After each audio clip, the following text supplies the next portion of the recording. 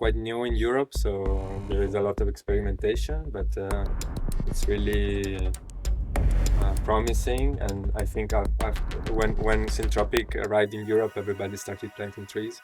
So there are quite a lot of projects going on, and gave much more, I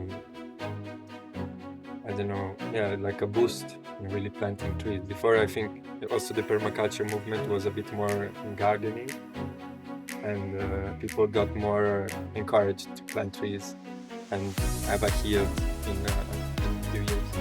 So yeah, I'm very glad to be here, and it's gonna be 2 days with me, and we're gonna go through some theory, and then of course practice. We are very lucky that we have the theory here, the practice there, so we can intertwine it very easily. And yeah, so I hope you have fun. Of course, if you have any question, just feel free to ask anything. And yeah, thank you for being here. Thank you for coming to Dupa Gard. I'm really happy to have you. Maybe now we could make like a little thermometer of what's your knowledge of permaculture. Maybe this very high, medium, just to know where you come from. It's not an exam or just to... So how would you rate the permaculture knowledge? 10 being the highest. This is low, you just do with your hand as you feel. Covering all aspects or growing? It's okay. Okay. I heard about it. Do you hear it? I heard about it. I practiced agriculture, but never permaculture. But I heard it and watched a lot of videos online. But that's... We can all do it all together at the same time. So, like, this is Bill Molly zone, you know? Yeah, okay. Not necessary. Okay. There you go. Sounds Great. like it. And about Syntropic Agroforestry. The bottle on the floor. Great, so we can start from From scratch. introducing the topic. What does that mean? The synergy or connected system, something like that. Somebody see? The opposite. Accumulation. So syntropy is accumulation, entropy is dispersion.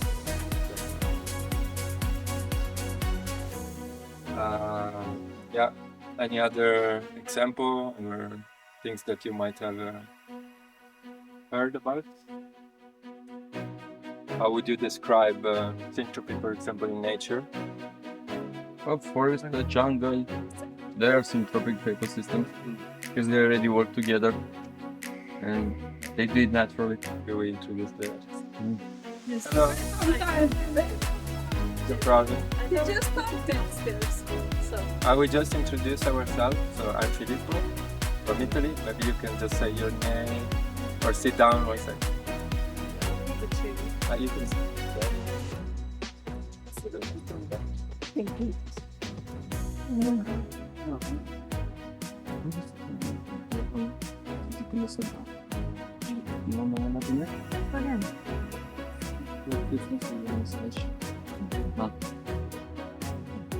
I'm sorry.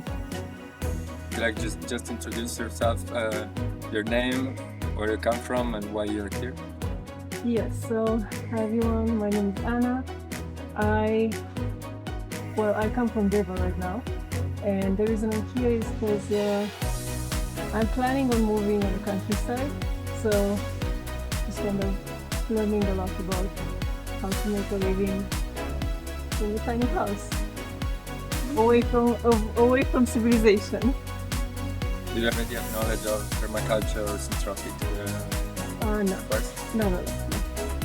I was asking if any of you already heard the term syntropy, and Bernie was saying that for him what he heard is that syntropy means concentration of energy, and entropy is dispersion. Is the contrary of entropy, that is more dispersion of energy. It's a term that comes from physics. And sorry, I forgot your name. Fabian. Said it's more like a synergic thing, let's say, how plants interact. And syntropy and synergy are a bit two different. So in Italy, it was very common a few years ago, the synergic garden. That was a lot about, as you said, like association of plants. But syntropy is a bit more what Bernie was saying. So for example, if we have a shape like this,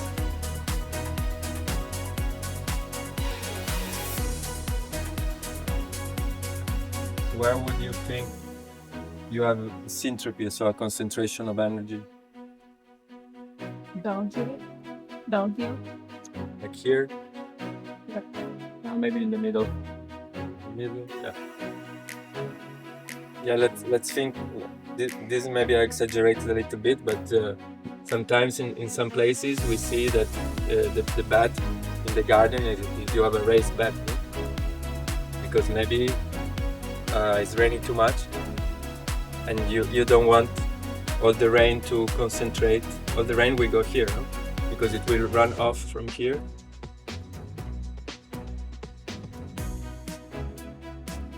And so it will concentrate on the middle, on the sides. So in that case, we want entropy because we want the rain to flow out. So we don't want the concentration of energy. And the syntropy will be here mostly. And this is a pattern that is very used in Syntropic Agroforestry because especially where it was born, but also where it started to be applied in Europe. It was mostly in Portugal, which is a very arid place. So you started plant instead of here, like I don't know if you're familiar with the ecological, like a German Austrian technique, where you put logs and then you put many layers of different like compost things, and then you're doing like we call it also similar lasagna garden in Italy or synergy garden, and then you plant here. But this is more a technique that is used in northern countries because you have a lot of rain and of course you don't want to be under rain. But in Portugal, in Sicily, Mediterranean climates, people plant here because you want every drop of rain to concentrate here and you don't want to lose it. So this is also a principle of syntropy, and most of the time the planting is here, and here you have a huge amount of it could be organic matter. So actually it's very similar to agriculture. Sometimes it's like a layer, like a series of layers. You normally start with the logs, so the bigger logs that need to be in contact with the ground because it takes more to be digested, to be attacked by fungi.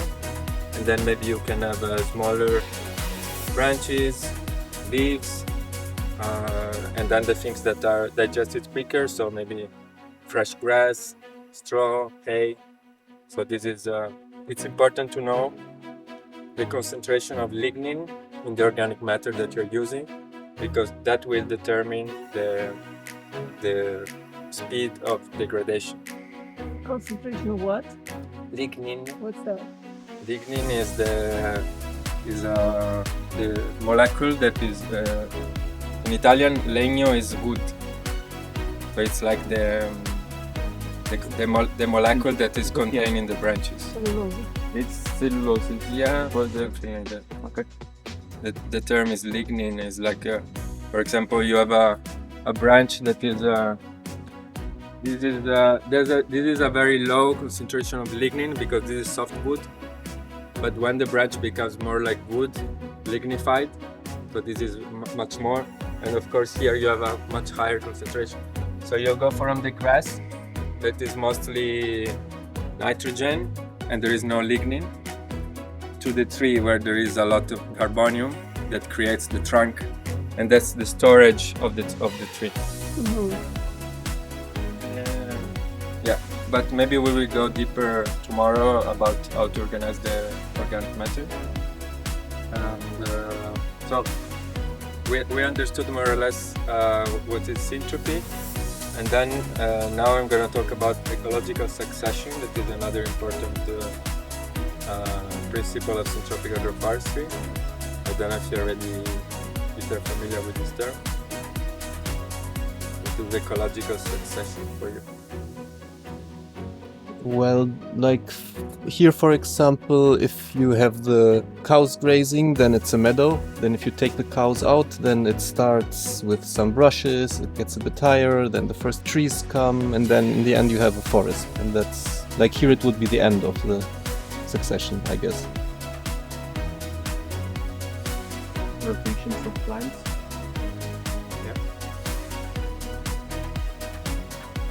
Any other idea?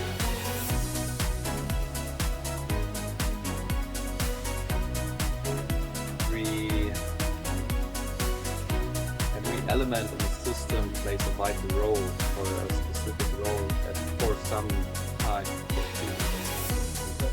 Phases out another. Yeah, all you said is correct.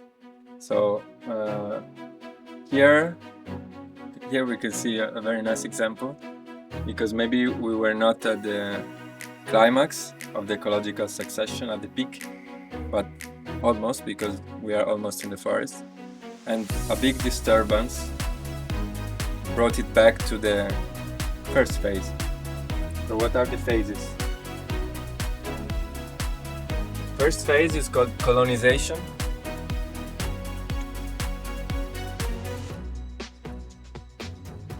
And it could be the phase that you can find in some very degraded environments, maybe in desertic places, maybe in places that have had a very big disturbance, like here, or maybe after in nature.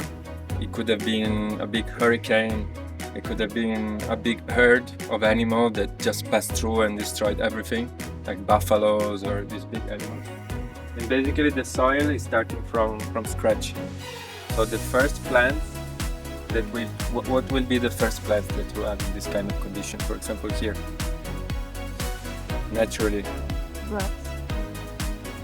Which kind of grass? Weeds. Yeah, the ones that we normally call invasive, no? The strongest one that need that grow everywhere, that everybody hates.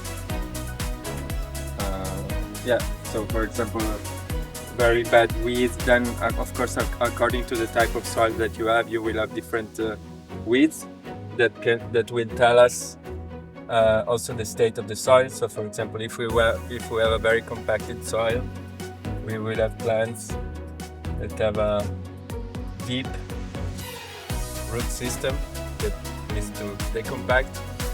If we have a very sandy soil, for example, we will have more plants like from the cereal family, like this kind of grass that is more like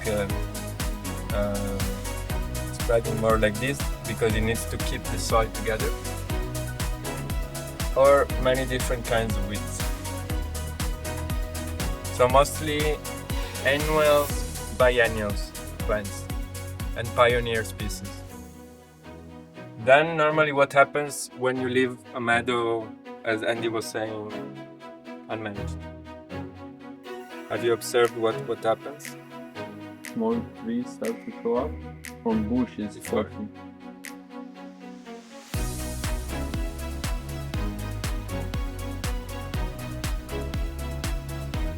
So we are still kind of in the colonization phase, but maybe we start to have plants that see, okay, we were starting from desert. Now there is a bit of protection from rain, a bit of protection from the sun. So here some life starts to happen, and so we won't have only annual plants or biennial, but we will have also some plants like shrubs, for example, that have the courage to invest a bit more energy in what we were saying before, in the lignin. So they are able to store energy. The lignin is stored carbon that the plants can have in their trunk or in their branches. So for example, the blackberry, spiky plants that need to protect themselves from grazing animals or humans that come with the tiller. yeah, so small bushes, still pioneer plants, no? And so we are, but in this way we have even more shade, even more protection. Spiky plants are protected. I don't know if you ever, normally on the margin of the forest, you have the blackberries that are coming out. And what is that? Is the forest that is advancing and conquering the meadow and giving the space, so creating even more organic matter because there is even more shade, even more nutrients, even deeper roots. So more life in the soil. And what I didn't say in the beginning, that is that the interesting thing in a situation like this, there are thousands, if not millions of seeds already there, with all the ecological succession phase. So for every succession there will be different seeds that activate according to the condition of the soil and of the climate. So as we said, the first to activate are this one, then we have more shrubs, but the shrubs, and this one is called accumulation phase. So this is the end of the colonization, and when this kind of shrubs are created the right condition, we will start with the accumulation. Right? Shrubs are bushes? Yeah. Yeah, bushes more or less. Here we have porumbele, for example. They come in this phase. Let's say a bit bigger than bushes and shrubs, or something between a bush and a tree, like a small tree. Arbusto? Yeah, Yeah. arbusto in Italian. You can say it in Italian and in English. Yes. What would you say?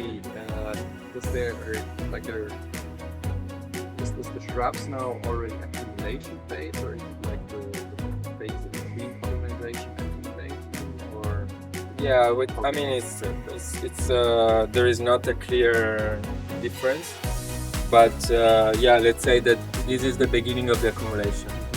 Yeah, we are a bit in between, and this gives the possibility to bigger. To the bigger, so I would call the blackberries more like bushes. So that signs a bit because the blackberries are still pioneer plant. So I would say that it's the end of the colonization and the beginning of the accumulation. It's what's signing really the transition between these two phases. And from here you could have the activation, or even you will have more birds, for example, that are bringing seeds, and you will have little plants. Vacation. It spreads everywhere and it creates kind of a monopoly. But what is a characteristic of the black locust? In what way? Do you know which family it is? It's the same family of the beans that before was called the leguminose family. Now it's called Fabaceae because they like to change names.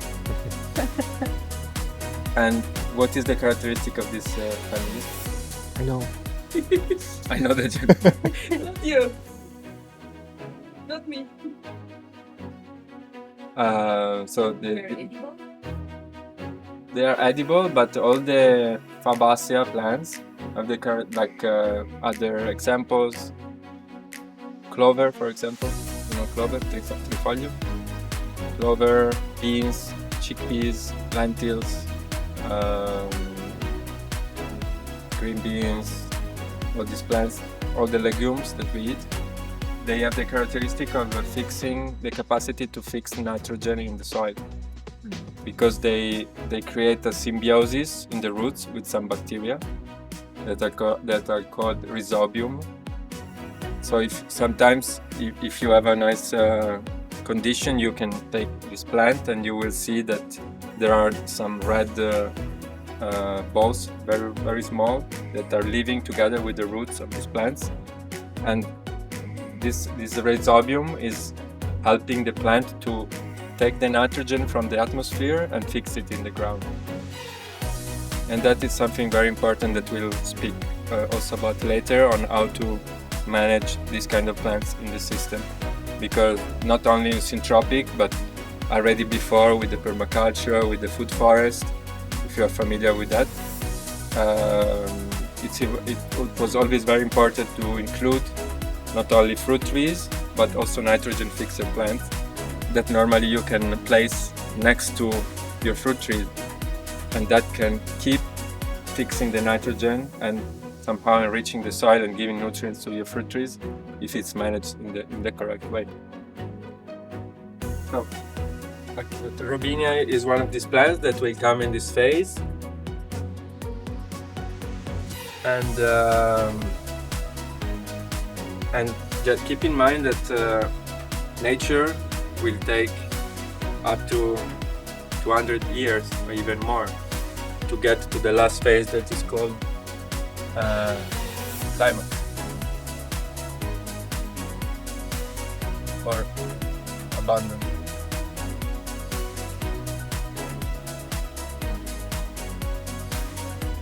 And here the condition will be ready. Normally, as we were saying before, it could be that it's passing really 100, 200 years because the Robinia can colonize everything, for example.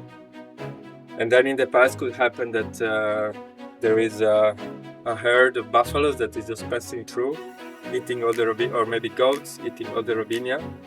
But in all this time, with all the nitrogen that has been fixed in the soil, there was so much organic matter that you got the activation of these plants that we call Climax. So that are found normally in the older forest, in the virgin forest. And these are the trees that live more than 100 years, more than 150 years. So what are the main forests that we have in Europe? The main trees that are oak. Do you understand? I don't come from the classes. Yeah, we can have oak forest. Ash. Ash is another one. Yeah. Others. These are plants that are part of this phase. Yeah, you said that correctly. Ash, birch, oak. Pine trees. Pine is a bit different. And cedar. Sorry. Cedar. Cedar. I don't know any natural cedar forest. Let's say in the temperate part of Europe. For example, there are places where there are chestnuts forests. This is another Climax plant.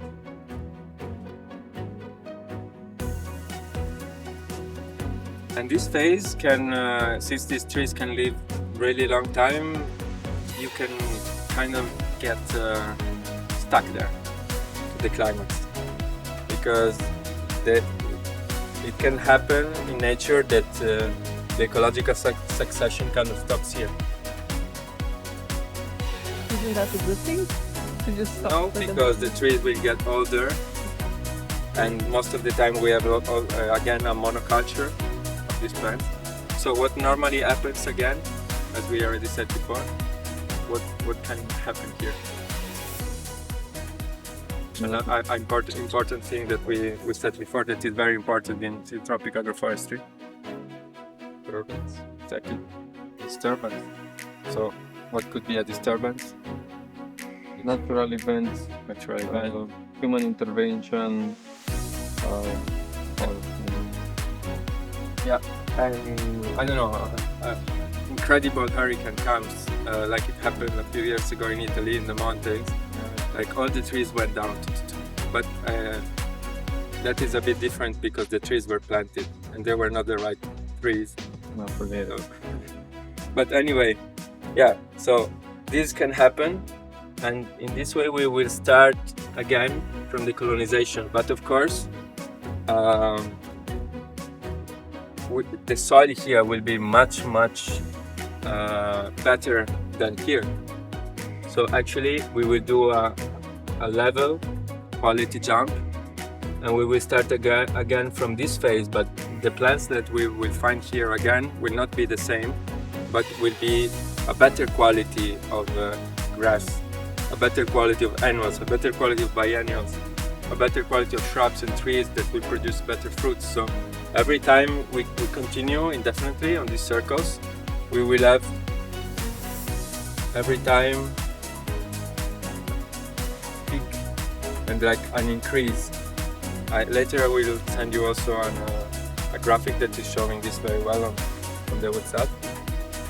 But yeah, not showing it very good. But yeah, this is like the disturbance, and then we'll have another peak, and in this way, that's how we keep increasing the quality, the biodiversity, the soil, and that's a very important principle of Syntropic Agroforestry, that disturbance. So I just finished especially in the tropical where it was born. The cycles are much quicker, so you can really grow a forest, climax forest, maybe in 20-30 years, then cut it back and start again. So the cycles are faster. Here in Europe we have to adapt a bit more because things are a bit slower because we have the wind. I was just going to ask, so say it reaches the second cycle of climax or abundance, do you find the same types of trees, or you have to find, because you said it's a better quality, but is it like better quality oak? Yeah. Okay. There are so many also oaks. There is, for example, the wild chestnut, and maybe you in the second, third phase you will have bigger chestnuts, for example. Right. You will have bigger oaks. There are so many. You can see that in the fruit, I guess. Yeah. Okay. In the fruit, then maybe you will have bigger trees. Right. You will have more biodiversity, and this is very in line also with the not only the flora that are the plants, but also with the fauna. Mm-hmm. So and it's very similar to if you're starting an agricultural project. It doesn't make sense to put cows in this phase, and also you want to really find, especially if you start from desert.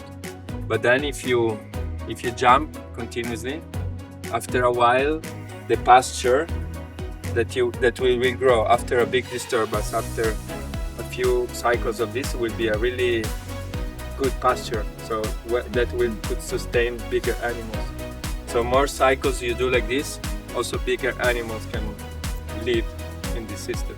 Here you won't have, in the desert, it's difficult that you have bigger animals, but even at the beginning of your agricultural system, it's not suggested to already start with the bigger animals, but the size of the animals will go. Maybe you can start here with chickens, and then you can go with the goats, and then you can go with sheep, and then you can go. So there is a succession also for the animals that you want to include in your system. So then these cycles kind of span across multiple generations, because you can just have, so it's like a longer term. Yeah. Then if we leave it to nature, it could be really hundreds of years. But as humans, we can really speed up the process if we understand how to manage the succession, how to correctly understand which kind of plants goes at the right time.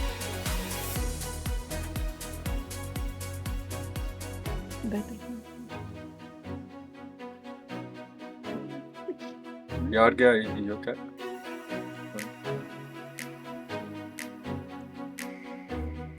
Other clarification about this? No, maybe just about animals, but they can also play a positive role in the system, right? To speed up the process and generate fertility. Yeah. Well, maybe because But also they need to be well managed in a correct way. So that's another extremely big topic. For example, holistic management, rational grazing. So if animals are left unmanaged, they could create problems. But if they are mimicking these big herds that were running away from predators, and they were very compacted and very fast, so they were disturbing very fast and a lot, but everything, and then going away. So the system there at the time to regenerate and also increase, because the animals of course would eat and leave the particular enzymes for the plants and poop and everything, and then maybe they come back after years. But if we leave, for example, cows in a big meadow, they will just eat what they like, and after some months, years, you will just have plants that they don't like, and mostly spiky plants. Like if you see an overgrazed pasture, there are these spiky plants that are just saying, please leave me alone, don't come here anymore. Maybe can you give us like a very high level overview of like which animal in each stage, just to kind of get an idea? Yeah, I mean, you can also try to imagine which kind of flora would be at the beginning. Right. Normally, like what kind of maybe very small insects, decomposers, you know. Chickens. Chickens already come more there? Yeah. Here you, like, if you start from a desertic place, you don't have Yeah, I believe. Yeah. I believe they're Yeah, exactly. These are many, Okay. ants. In some places in South America, when they start in the colonization phase, they start planting around the ant nests. Because the ants, I don't know if you ever observe their behavior, they go around and they steal everything they can find. If you put some seeds and there are ants around, after 2 days, if you didn't water enough or if you didn't put, unfortunately, some poison, they will gather all the seeds, and you will find all the seeds that you sown in their nets. So they are concentrating the energy there, and people use this, like through observation. People started to plant the first thing around the nest. But that was the only way. So no amount of goats or whatever is not going to work. To me, they work. So maybe it could be that your system was in a previous phase than the one I have, and even the goats couldn't. The system couldn't support. They were very big bushes, so we had to use heavy machinery to cut them. So sometimes the disturbance comes from human. Or you wait. So you wait for shrubs, but you wait 200 years. For the shrubs, for the trees to come, for a hurricane to come, and maybe then you could go. Okay. I mean, this is important to understand the succession, but of course we cannot wait 200 years. So sometimes what we do, so there are some people, for example, my teacher from Portugal, he really started from desert, and he decided to insert in the system the worst pests that he could find around. So we said the one you said before, Robinia, and then another one, maybe you don't know because it's more like a southern Mediterranean plant. It's called the paradise tree. Ailanthus altissima. It also has these feathery leaves. That is another plant that I personally also don't like. But it can be useful in this phase of the ecological succession, and it's super invasive. You cut it and so happy it sprouts back even more than Robinia. And so for 2 years he just planted Ailanthus, Robinia, and then aromatic bushes that were growing by themselves. And he was coming from a very overgrazed land from goats. So the goats are the ones that are, the cows are the more abundant. Maybe then you have the sheep. Then maybe you have the donkeys that are a bit less posh than the sheep. And then you have the goats that are eating almost everything. The chicken are sometimes even, they need a better condition than the goats, even though if they are smaller animals. And so he was coming from that, and he was just observing what was growing around, and then he put a prickly pear. That I don't know if you know which plant it is. It's a cactus, yeah, with the spikes. That's so small. It's okay. Yeah. You can get if you go to Sicily, it gets Oh wow. big, very big.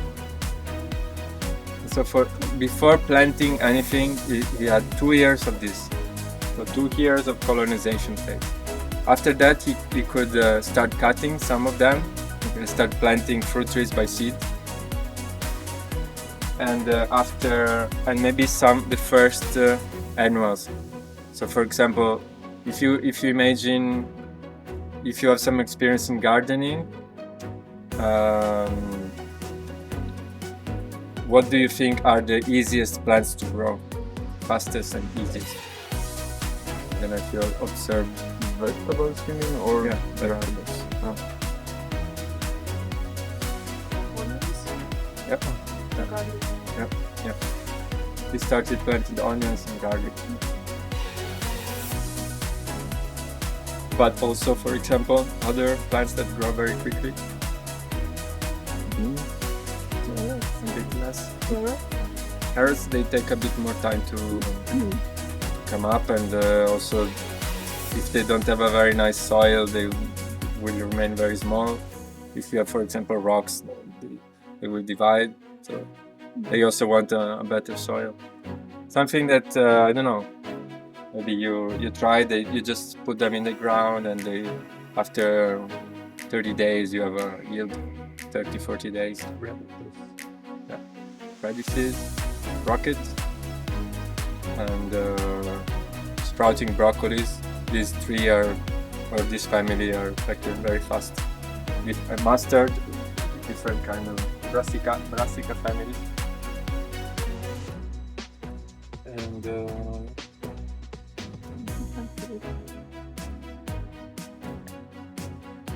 so basically he started after 2 years, he started with this kind of plants, and he was able to plant a bit more abundant species only after 4 years.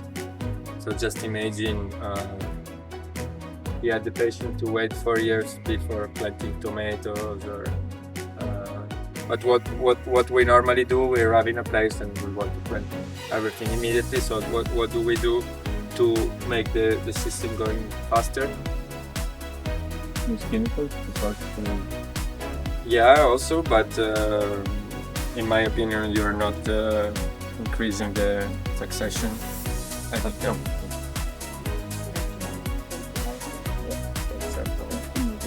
We put compost, or maybe we put grafted plants, because another thing he did after 2 years, starting cutting some ailanthus and robinia, he started putting seeds. So every fruit that he was eating, he was collecting jars of seeds, and he just put them in the ground. And so what do you have when you take a seed of an apple and you put it in the ground?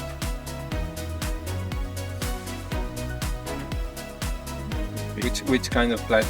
Will you have the same apple, or will you have a different plant? I think it's on wild, You haven't tried. but it's not the same species.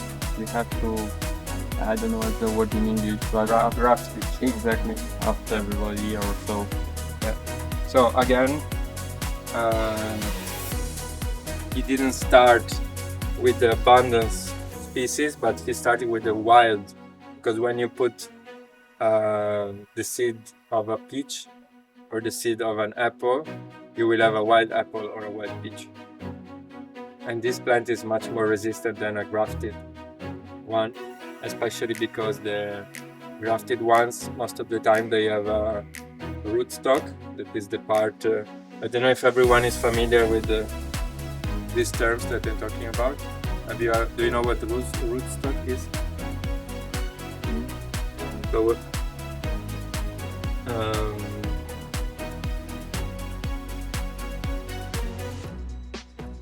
so most of the time when we go to the nursery, we are buying at least 2 plants. The roots, that is called the rootstock, and the cyan.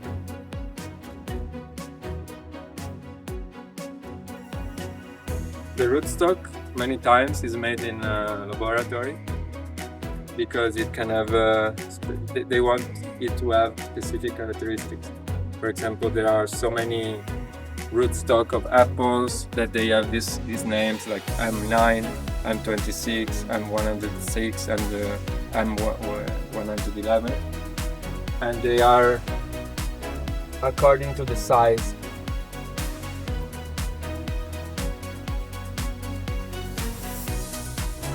So for example, M9, you have a dwarf apple, M26 have a bit bigger, M106 medium, and M111 is a bit bigger, and then normally the bigger one is frank, that means neutral. I don't know, in Italian it's franco, I don't know if in English is correct. What the neutral? It's the one you take from seed. So this is the natural one. All the others are kind of made in a protected environment. So when I take the seed of an apple, I will have this one. I will have a big plant. But if you don't have so much space in your orchard, maybe you will go with these two. But that means that the roots, this part, is much weaker because you don't want the plant to grow a lot. But it's not weaker in the sense that it doesn't grow, but it's weaker also in the sense that it's more prone to disease. Which one? The small one? More you go like this, more you have weaker plants and more prone to disease. So that you will have to care more. If you have a small orchard and you have a few plants, you can definitely take care of them well, even with natural products, natural treatments. Like in the farm where I'm working right now, and we have mostly 106 in the big orchard, but since we also have an agroforestry system next to the vegetable, we have M26. And what is happening again with nature, I wasn't there when it happened because I arrived after, but they wanted to speed up the process, and so of course they put a lot of manure before planting the trees. But we can speed up the succession, but there is always a bit of a tax to pay. So that was a mistake, because normally when you plant a tree the first year, you shouldn't add so much manure, because the manure is still not let's say that the sugar that is present in the manure is still not transformed into a more complex form, but it's still pure sugar. It's like taking sugar, the one you put in the coffee, or a cereal. They are both sugar at the end, but the one in the coffee is absorbed much faster, and you will have a sugar peak immediately. While if you eat a whole grain cereal, the release will be much slower. And when you have a sugar peak, everybody likes sugar. So we are having an attack of aphids. Aphids are small insects that are brought by ants. So the ants are climbing to the peak. Normally this part of the plant, the apples especially, and they start bringing these aphids, and they are farmers. So they are cultivating the aphids. They are like plants for them. The aphids are sucking the lymph, the sap of the plant, and the ants are sucking the aphids, basically. It's what we do with the plants or with the animals, that we call it similar. So they are breeding the aphids, and of course they are ruining the trees. So when you see in Syntropic, when you see an imbalance or when you see an attack of a specific animal or of a specific disease, normally the first thing you do is trying to watch the whole system, like try to approach it a bit more holistically, not just go there and spray or go there and put the poison. Of course, maybe you still do more, but with natural treatments, of course. But also trying to understand why this is happening.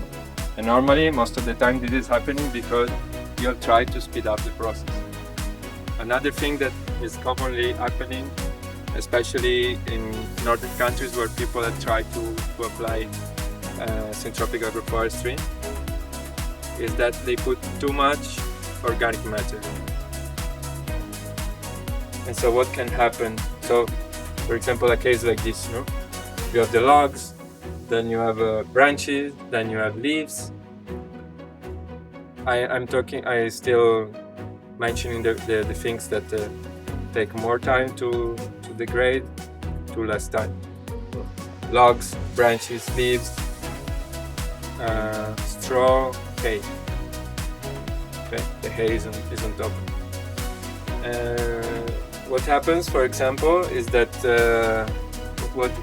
when there is a humid environment, what is the worst enemy in the garden? Mold. Mold.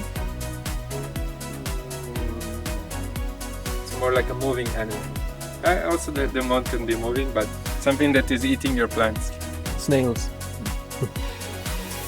Basically, they put up a syntropic system. They wanted to grow also some animals, because normally, as we will see later, you try to put all the phase of the succession when you plant a syntropic system at the same time.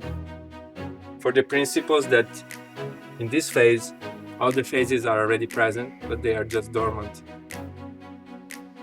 Because you already have the oak seed here probably, but it will come out only when there is the right condition to come up. And so they put the annuals, like we will do also. Yeah. So. But then again, if it's a balanced system, you would also have a natural predator to take care of it. Yeah. So it depends a bit on the setup. Yeah.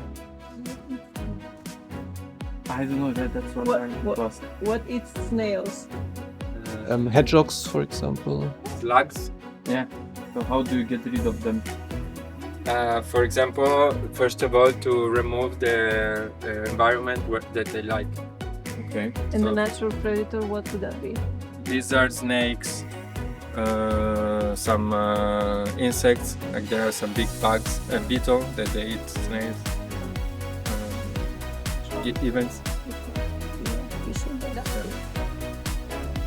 for maybe keeping the grass low, not putting logs if it's like here, for example, we need to understand better because this is, as you can see, I don't know, it's 9:30 and the sun still hasn't come, so we have to. It's taking more time to dry. Mm-hmm.